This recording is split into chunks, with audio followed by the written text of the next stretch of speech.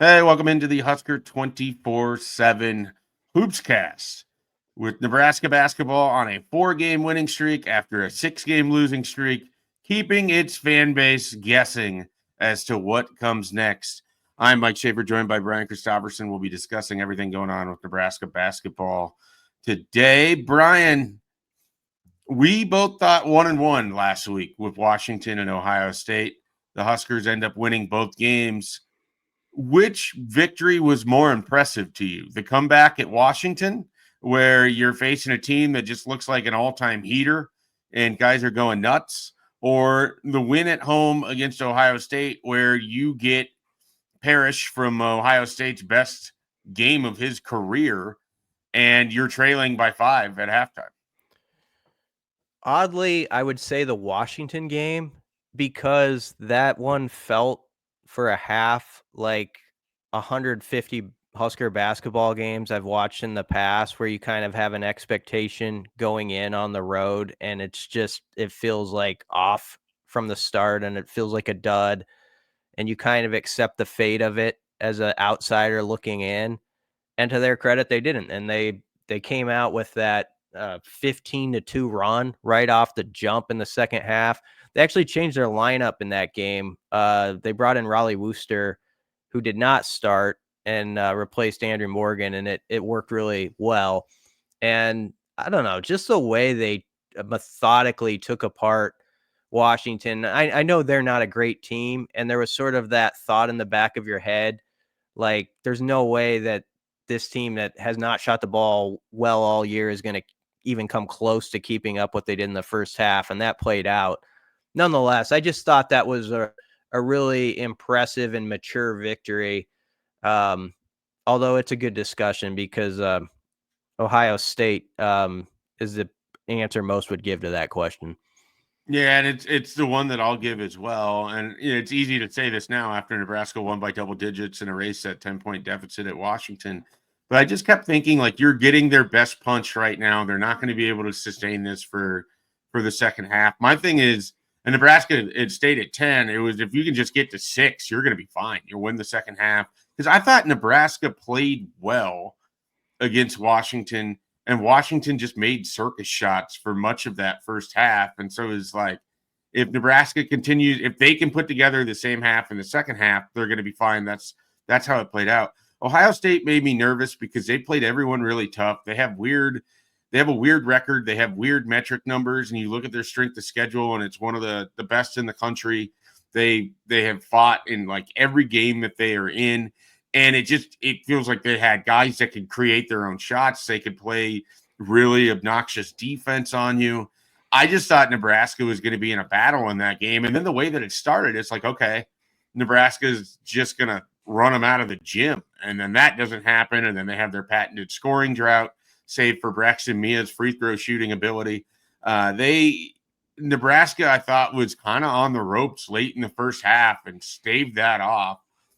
And in the same way that they kind of did against Washington, they started the second half with just this flurry and then kind of kept it going and never let Ohio State get comfortable in that second half at any point. And I think it's a credit again to they just have, between Jawan and Bryce, they have guys that are playing really well right now, and you're getting different role players stepping up in critical situations.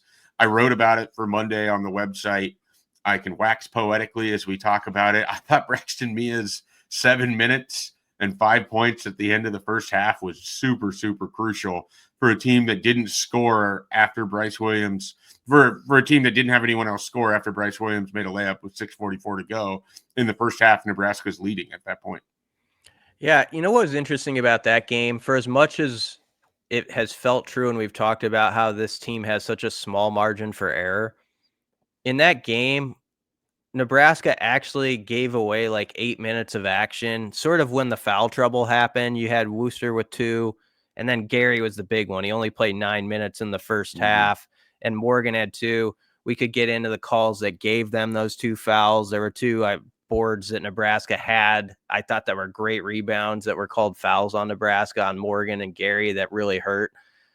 But I did sort of have this feeling, I guess sort of like you did about Washington, that even though they were down 5 at half, I was like, okay, they're going to get Gary back.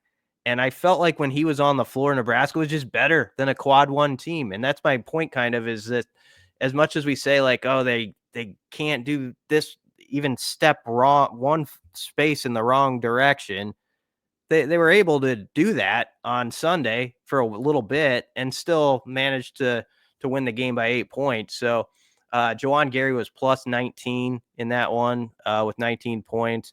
I did think Braxton played admirable. I still worry a little bit about how that goes. They were -7. It wasn't his fault. They were -7 when he was on the floor. Could have been worse without him. Yeah. So you got to be careful with that stat sometimes. But this is why he's here now. Like he's got to have like a few good games, because this is the big sidebar is Berke is going to be out a little bit. And it's another interesting thing to me sometimes about sports, Schaefer, is if you had asked a fan or some media people about Berke like a few weeks ago during the losing skid, it would have been like, whatever. If he's not out there, people would kind of gloss over it. And then when it's taken away and when you realize he's going to be out and you saw him play the way he did on Sunday, when he had the 15 points, 6 rebounds, 3 assists, and now you're going to have to or you're going to have to play without that against a big front court in Maryland. It does show what Hoiberg has always said, that how valuable he is, even though he's not a dead eye shooter, just for the various things that he brings to the table. So it's going to be tough. And Braxton's got to play really well. Morgan's got to play up a notch. Jawan's going to have to stay out of foul trouble. That's going to be a huge thing. Can they somehow manage to not have a guy sitting the last 8-9 minutes of a first half now with one less body? It's not going to be easy. You said something that made me think of Nebraska basketball in a way that I hadn't considered it before. And now I'm going to work out a theory that is in my brain that hasn't been tested in any way, shape, or form, and just see how you react to it. Does it feel like if you were to separate Nebraska's 40 minutes of basketball into 10-minute increments, that there's usually like a 10 minutes where Nebraska is just bad? Like for 30 minutes, they'll play a team straight up or be better than someone else. But there will be 10 minutes, and it could be a consecutive 10 minutes. It could be split 5 minutes at the end of the half and 5 minutes at the end of the game, however you want to do it. But it just feels like there's going to be a 10-minute stretch of time by the end of the game where Nebraska just doesn't play to its potential, and they have to use the other 30 minutes to build a big enough advantage to kind of win in spite of themselves a little bit. Like workshopping this theory, but it we joke about it. I always talk about how some enterprising business should sponsor the Nebraska scoring drought, but they have that in every game. They have that stretch where their defense breaks down in every game. They have that kind of, period of time where it doesn't look like the rest of it, but for 3/4 of it, Nebraska can play really good basketball. And so it's just, if they can overcome that one, or the 10 minutes where they aren't going to play well, it feels like that's sort of the key for Nebraska in a lot of these games. Threw that together on the fly. Do you accept any of it? Do you reject the premise? I mean, somewhat. I mean, you do have to attach it to the idea in hoops. I think if even like really good teams, you would find that there's like absolutely nobody plays a great 40 minutes in college basketball. But to your point, a big part of the finishing the season could be like if you say it's like 10 minutes that are just inconsistent and don't match the others, to bring that down to like 5 or 6. You know what I mean? Like where you obviously the other team's going to make a run. There's going to be a stretch where you turn it over once or twice and you're not quite dialed in like you want. But yeah, that's going to be a big thing, is like, and I think that's Hoiberg, I think, would say as much, or has sort of, about during their losing skid. He said, I would go to the film and there was good basketball in there. Like, and you go back to that and there are 4 games that are basically one possession, or if counting overtime. Yeah. And so, I mean, we can go round and round and say if they had just flipped 2 of those games, how different we're talking right now about all that. But to the credit of the coaching staff and the team, you have to be able to actually believe that you're a good team and that you're that close when you're losing those games, while everybody on the outside is sort of saying you stink and like you got to change this and change that. I think the the answer is, and Fred said as much, as a little more consistency across the board. And that kind of goes to that what you're saying, getting, instead of 28 to 30 really good minutes of basketball or good minutes, it's 33 to 34 minutes. And, that's the difference between losing by 3 and winning by 4. So this is going to be really fascinating how they go out there on Thursday in a game I actually felt really good about, with Nebraska at full strength prior to the Berke news. And now it's tough. The challenge went up tenfold, I think, with that. I think the good thing, if there is a good thing out of this, is that it's not one of Bryce or Juwan, because I think that would be significantly bigger. You're talking about someone that in Berke is valuable because of what he can give you across the board and the minutes, and he's been a good rebounder and all of that. But I don't know that it's irreplaceable. I don't know that Nebraska can't overcome it with strong play and getting extra minutes from Braxton Meah, or asking a little bit more of Andrew Morgan, or having to play some small basketball and being better in terms of boxing out, or better in terms of your post defense, that kind of thing. It's also, Brian, this sounds really dumb to say, if they shoot just a little bit better from the outside, you can overcome not having Berke as well. So I don't think this is I don't think it turns it to a for sure loss. I don't think it could turn the season on its head. And yet I think Nebraska is just going to have to figure out, all right, we're not going to have this guy for however long. And I suspect it'll be a couple games at least. I don't know that it'll just be one, but hopefully. And the other way to look at it is everybody usually has to deal with some attrition and injury at some point. Like, Nebraska isn't special here. We were just talking on the last podcast about what it looks like for Iowa and Northwestern and those games that you're playing. And they're in a different spot in their season than where Nebraska is. But at some point, you're going to have some adversity and you're going to have to overcome it. And I think Nebraska's shown to be a really resilient team. I wouldn't bet against them winning against Maryland on Thursday just because they don't have Berke, I guess is what I'm getting at. I wouldn't either, because I do feel like they were able to flip the switch again. That it felt like the magic had went out for just a couple of weeks of PBA, like that you had that as your backstop all the time. Mm-hmm. And then it's like, oh, maybe this team's completely lost that. And if I had to say one thing that felt really good about Sunday throughout that game, even when Nebraska was behind, I sort of had that feeling attached to the game that I had last year, where they'll figure out a way to get this done at home. Like, there was sort of that confidence the crowd had in the team, and the team with the crowd, where they're feeding off each other. And it felt like they're able to very quickly sort of get back to how they have been known to play in that gym the last couple times out. So if they bring that type of energy on Thursday, I don't think they're obviously not intimidated of Maryland. They're a good team, but Nebraska was tied with 1 minute left, and that easily could have went the Huskers' way. They went toe-to-toe with them. So I think there's confidence going into that game. Bryce is obviously playing at a really high level right now. I think Juwan is attacking more and not settling quite as much. And so all those are good things. But you're right. If they can hit a few more threes, they're 7 of 21. If Connor can have more of those Washington type games, that might be all the difference. Yeah, and if you may recall better than I can, wasn't that during the stretch where Juwan was just really, really struggling?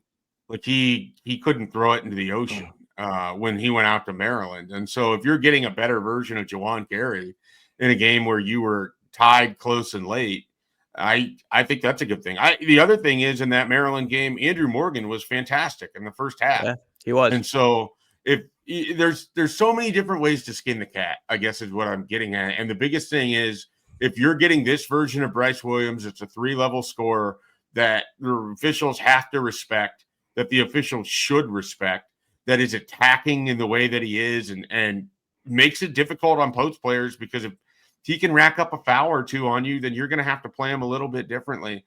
I thought that was a big part of the end of the game against Ohio State. Like, I don't know what it looked like to you there, but on the television, it just seemed like Bryce had so much confidence that they weren't going to stay in front of him, even though he was being hand checked with the entire time right in front of the official. He was willing to take off the dribble and get into the paint, get fouled, or finish with the layup. I mean, I love seeing aggressive Bryce Williams. I started the year talking about how I just wanted 10% more James Palmer, Taran Petaway, and Bryce Williams. I feel like we've seen that over that stretch. In that Washington game, we saw a different version of it where he was flying off of the ball, catching the ball in rhythm, and just knocking down 3-pointers in the second half. Like it was beautiful to watch. Like he is as fun to watch of a scorer because he can be so efficient and so smooth as really anybody we've been blessed to watch. It's a very different style than obviously Master Tominaga, and even the more comparables in Palmer and Petaway. They're all different in what they do, but Bryce just has a smoothness to him where he has games like Washington where he can be just dead eye shooter, and then in the next breath against Ohio State can take you off the dribble and go to the rim and score, and was showing more of a willingness to shoot. We've seen him up the volume in his shooting, and I don't think it's a surprise that A, he's scoring more, he's shooting more, but B, Nebraska's having more success because possessions that end with Bryce shooting are better usually than ones that don't. If you want a just great big picture storyline to lock back in on, it's Bryce and Jawan and their decision to come back to this university for one more year and chase something they didn't get last year. And in the middle of that journey, it looks like it's a lost cause to a lot of people. And I remember they had lost 5 in a row when Jawan said, who knows, maybe we're going to win the next 5. And it was one of those comments where I tweeted it out, and I know like people were making fun of it, like that he said that. And they did lose the next one to Wisconsin pretty badly, but he's doing sort of what they said could happen.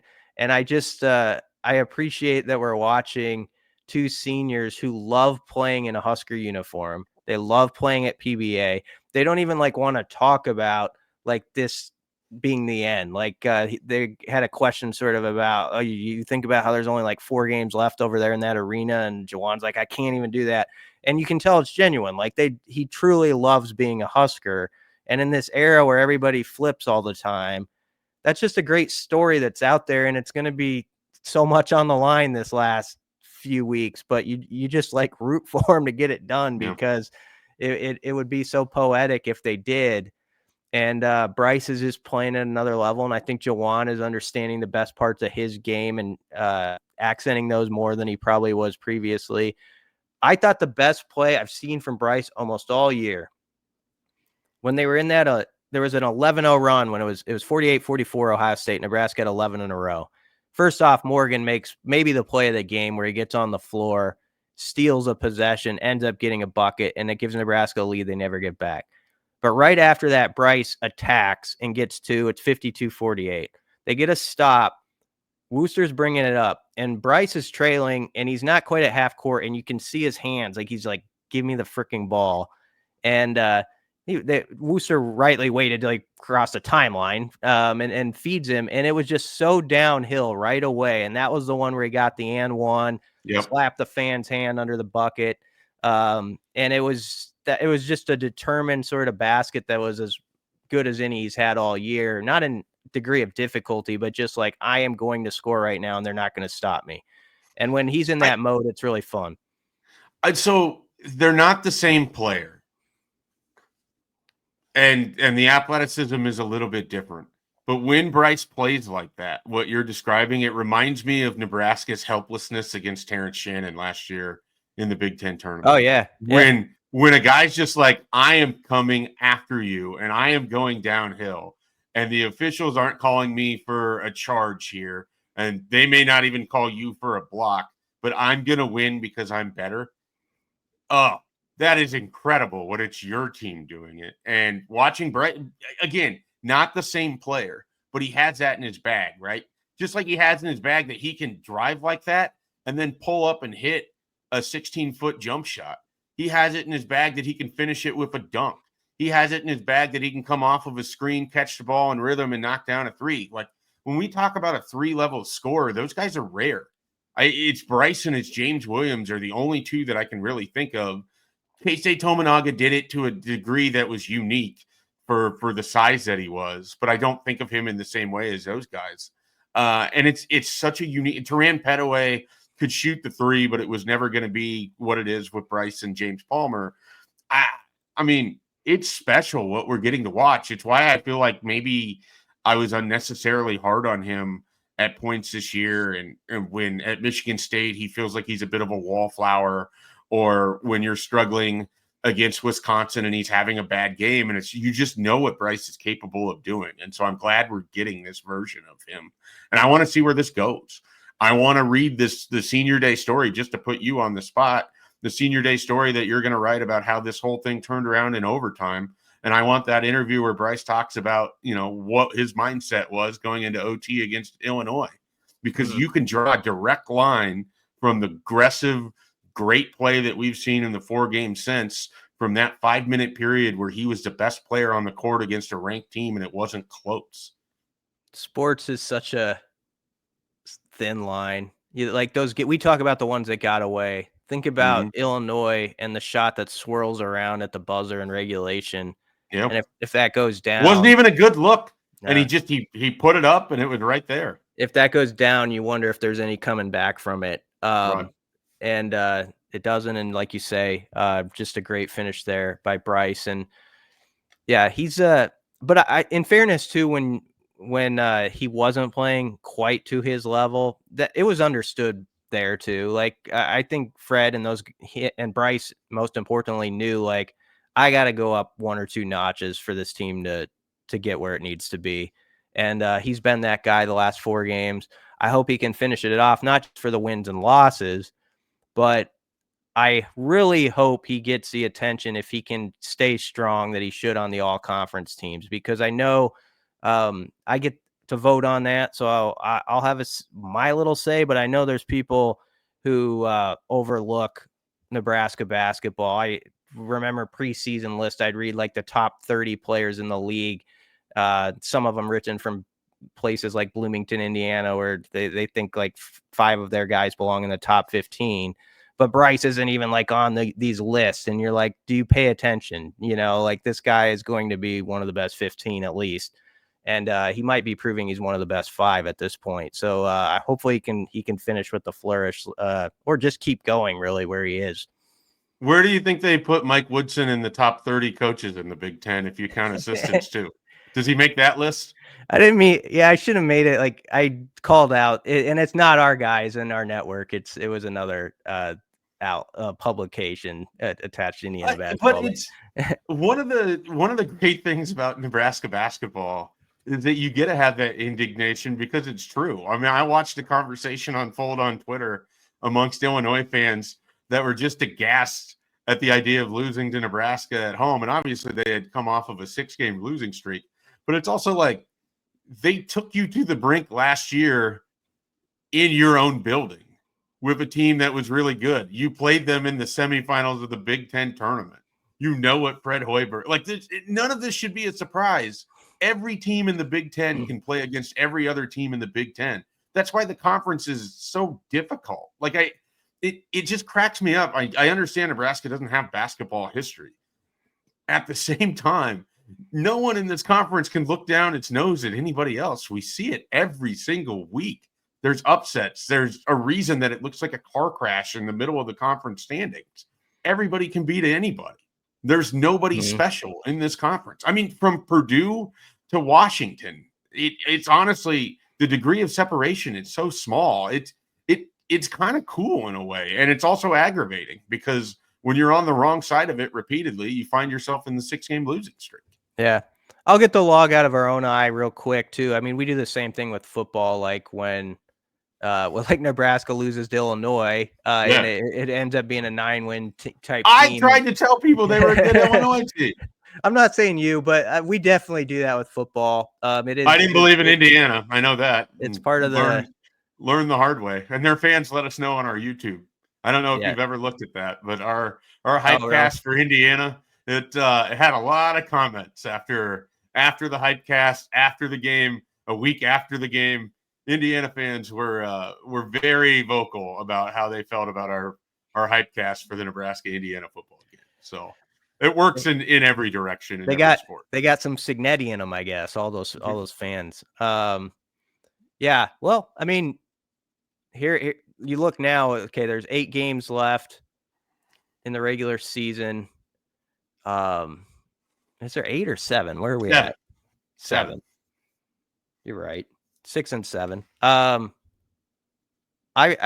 drew this up on Saturday before the Sunday win, and this was like the feel comfortable map. Like, hey, everything's going to be fine with the brackets, and that was to win 5 of 8. Now I understand which they got 1, so it'd be winning 4 from here on out.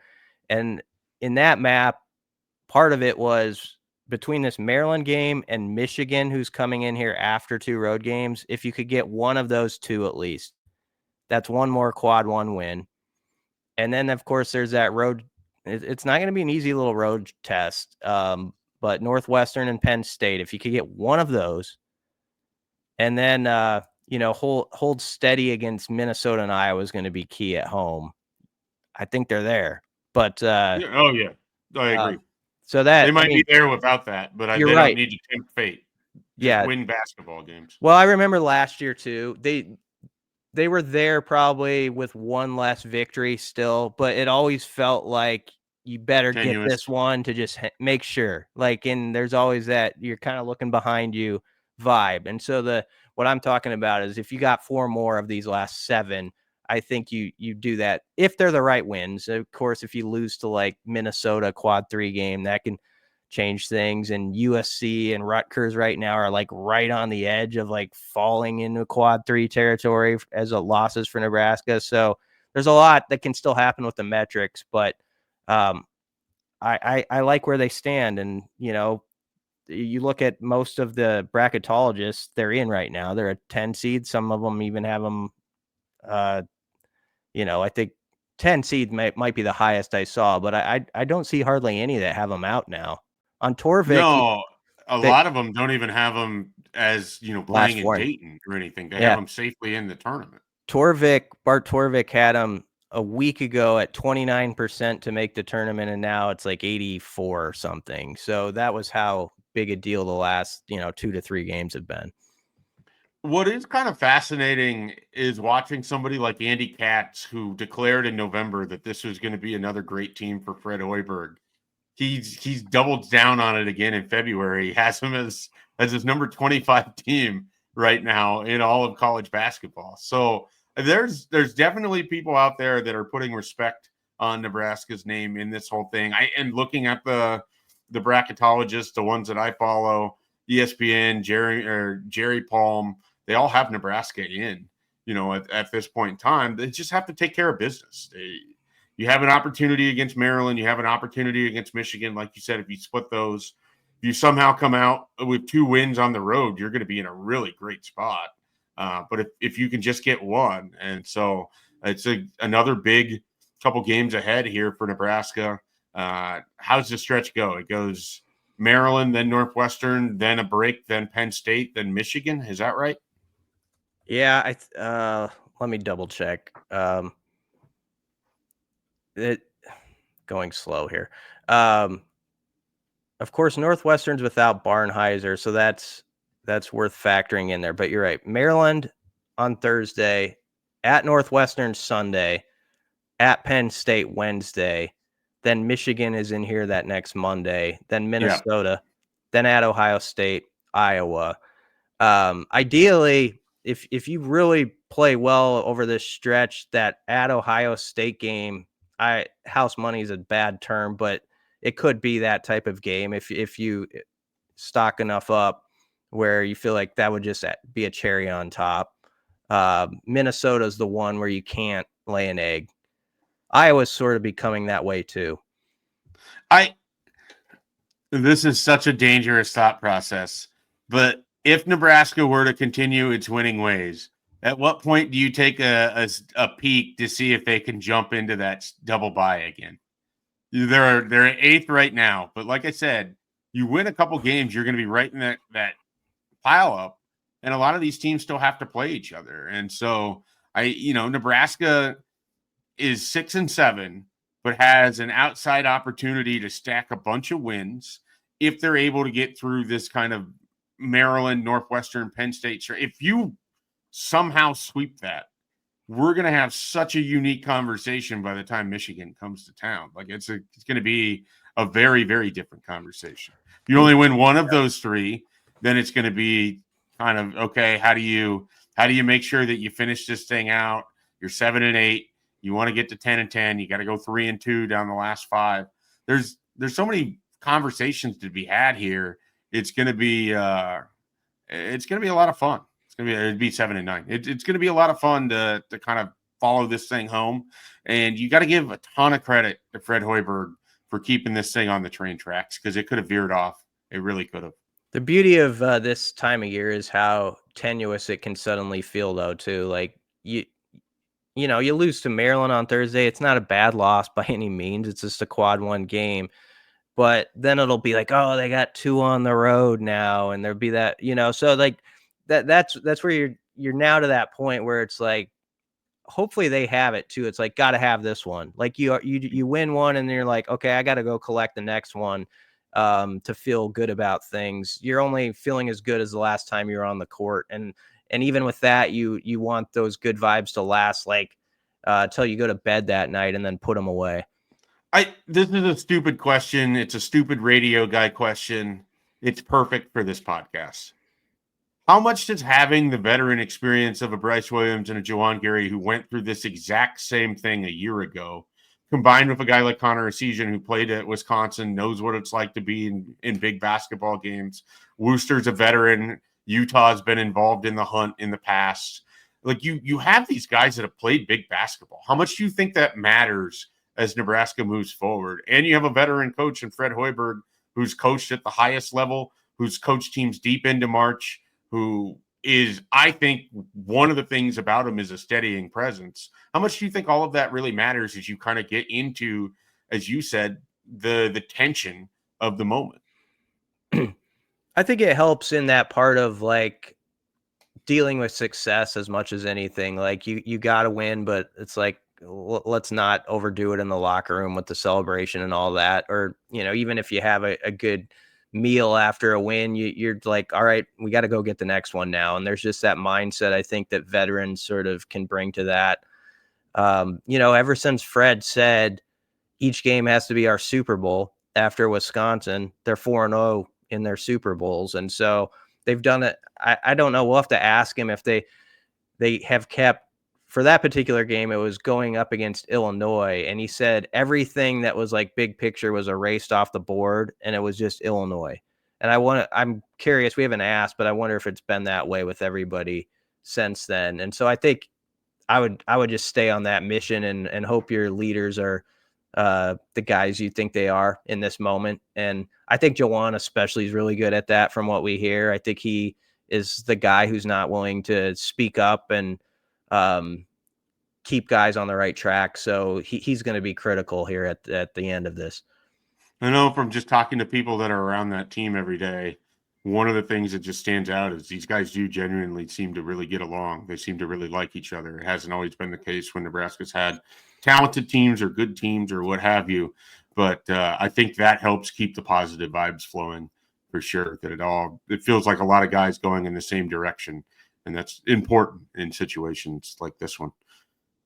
Let's dive into the game show. Longest podcast for us, maybe. We're here at the 34-minute mark, and we're just now getting into Guess a Random Husker Hooper. Normally, we're somewhere around the 18-minute mark when we start that preamble. But here we are. Plenty to talk about. Nebraska's successful 4-game winning streak, and we are going to jump into the time machine. And Brian Christopherson has a random player, and I'm going to try to figure out who it is. And we'll see how deep he goes back into time. Okay. I think this is going to be a bizarre first clue. Yep. And it might just give it away. I think of I'm deciding if I want to give it. First off, he was a co-captain on a Tim Miles team, big man. I am surprised he was a co-captain. I don't know why I think that. He was on an early Miles team. He was a co-captain. You're surprised that That he was a Walter co-captain. Pitchford was a co-captain? No, not him. Okay. He ranked 6th in the Big 12 in block shots in 2010 and 11. And he was Big 12 Player of the Week in 2012 one year. Or one week. 2012. If it's not Brandon Ubell, I'm going to be in trouble. It's not him. Oh, man. Okay. So a big man that played for Tim Miles in the Big 12. So Well, that he did for a season. He crossed over into the Big 10 too. he didn't play for Tim Miles in the Big 12 because Tim Miles never coached in the Big 12. So he would have played for Doc Sadler. And then Miles. And then Tim Miles. Yep. And Doc's last year was Nebraska's first year in the Big 10. And it's a big man. Andre Almeida? Yeah. Man, I wanted to give a clue about food. I think of food. I think of the Brazilian steakhouse. Because it was called the Brazilian Steakhouse. Yeah, I don't know who originated it. I feel like Gary Sharp was the one that used it the most. And so I would give him credit for it. That was going to be my first clue. And I was like, yeah, you're just going to. That would give it away. Yeah, yeah. for sure. I didn't realize sorry for the disrespect to Andre Almeida. I didn't think of him as having that long of a stay, like crossing over into Doc. A lot of him is a 2-year player. Yeah. Was he here for 3? Yeah, he was. 2010, 11. He came from Arizona Western College. Right. And 2010, 11 was his first year. Okay, here's the thing. He redshirted in 2011, 12. And then 12, 13, that was his senior year.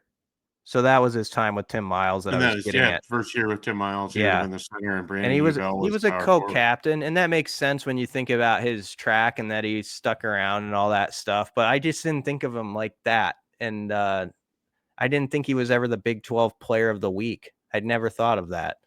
Can we discuss how Nebraska's big men almost always seem to come from other countries? Like Rink Mass is from another country. Alex March, another country. Jorge Brian Diaz, another country. Andre Almeida, another country. I'm sure there's other ones from another country. He was a Big 10 Player of the Week in 2012, and then so he did rank 6th in the Big 12 in block shots. That was correct in 2010-11. Okay.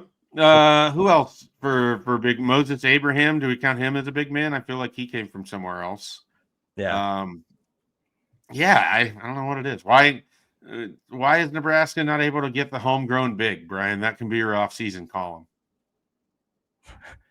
He had Braxton Meah is from the United States, I'm guessing. He had 11 rebounds against Wake Forest. Utah. Okay. I don't remember them playing Wake Forest. That must have been the early days of the Big Ten ACC Challenge when Nebraska was allowed to be in it, but certainly not allowed to play any team in the ACC that had any kind of postseason hope. I'm sure it was a road game, and I'm sure it didn't go well. I wonder if there'll be any of those kind of games. One of the things about Nebraska being successful these last couple seasons is it makes you wonder if they get a little more juice to be in some of the early season tournaments or things of that nature. But I feel like that stuff all gets scheduled like 3 years in advance. So you never really know what kind of team you're going to have at that point. Well, props to you for getting it. I never would have got Andre Almeida. I mean, it's like one of those names where someone says it's like, oh yeah. But Brazilian Steakhouse, that's like all I would have thought of. I was just going through the big men of that era, and it went from Maric to nobody in 2008, 2009 to Jorge Brian Diaz for a couple seasons. Andre Almeida and Jorge Brian Diaz crossed over for a year, and then it would have been Almeida. And then at that point, it's Walter Pitchford. And then from Pitchford, you get into kind of a bit of a Ed Morrow, Michael Jacobson stretch in there. Then you're to Isaac Copeland. So that's when you give me a position and a time frame, I can kind of narrow it down a little bit. Well, I was a little choppy with the clues. I was all over the place. I was that close to saying he played in the Big Eight era at some point. So You're not. So I resisted that. But he played in the Missouri Valley. Yeah, exactly. When the Missouri 6 or whatever they. I was looking up Nebraska's all-time seasons, and I don't know how to pronounce his. Is it Joe Cipriano? Yeah, Cipriano. He had a year where Nebraska went like 18-5, and then they didn't even play in a postseason game that I could tell. I don't understand how old-time postseason basketball works. Not enough quad ones. They didn't have enough quad ones. Their net rating wasn't very good. Too many 15-point plus losses for that. That would have been like in the 60s. So I don't remember. The tournament expanded to 32, I think, in the 70s, and then it went to 64 in the 80s, and now we're at. They've held pretty strong at 68, though there's always that discussion about really jumping it up really high, and I hope they never do. It was so strange. There's things, too, that happen. Like NC State won the tournament with Valvano, and there were 32 teams, and they won like two games on that march because there was no double bonus, of course, and teams missed free throws, and they were able to like rally from deficits like late in games. And it's just interesting how certain rules, had they been in play, would have completely changed the course of things for various teams over the years, including that one. That run would have never got off the ground if not for the 1-1 and being consistent with it. It's fascinating to think about end of basketball games 30 years ago, end of basketball games now. I know you were in the building on Sunday, but viewers at home were subjected to watching Maryland and Rutgers finish a game where there was no doubt what the final was going to be. And it took 30 minutes to play the last 3 minutes of actual game time. Like, it never got closer than 6 points. It was never really in doubt at any point, and it was a miserable experience for all involved. Yeah, how people tend to think the world is always against you or us, but it does feel like Nebraska basketball on the BTN, like always the game before it runs like 15 minutes into the Nebraska game. And I wonder, someone needs to dig deep and write that story. Not going to be me, but like, what's the percentage of Husker games that are joined with like 16:34 on the clock compared to such an incredible story. So like other Big Ten schools, specifically tailored to a segment of the fan base that knows exactly who they are, that I would align myself with. It's like I also will not write that. It feels like a lot of research. No, yeah, it's a lot of research for a story for 35 to 45 people that would really appreciate it. Yeah, I would love it. Yeah. All right. Well, we hope you love this podcast. We hope you're loving Nebraska basketball right now. We hope you love Husker 24/7. It is Valentine's Day coming up after all. So love is in the air, and we have nothing but love for you, our listeners, our readers, our subscribers, all of you. Join us, have some fun at Husker 24/7. Plenty of coverage of basketball. Of course, football recruiting is rolling around as always. I had a recruit tell me about his official visit date last night, and I was like, oh, yeah, I should probably start asking that question and compiling that information a little bit. And so we'll have that at Husker 24/7. You may not know there's a baseball team in Lincoln, and they start their season this week. They're actually going to be on MLB Network against Vanderbilt on Saturday. So, BC, if you got nothing else to do on Saturday, you can just kind of sit there and watch Nebraska play Vanderbilt, MLB Network. You can watch that on Saturday. Could be a fun season ahead for Will Bolt's boys. Michael Bruntz, I know, is doing a lot of stuff with baseball. He might even have a thing or two that you can listen to this year as well. So we'll see what happens with all of that. Husker 24/7 has all the coverage you need. For Brian Christopherson, I'm Mike Schaefer. We'll catch you next time.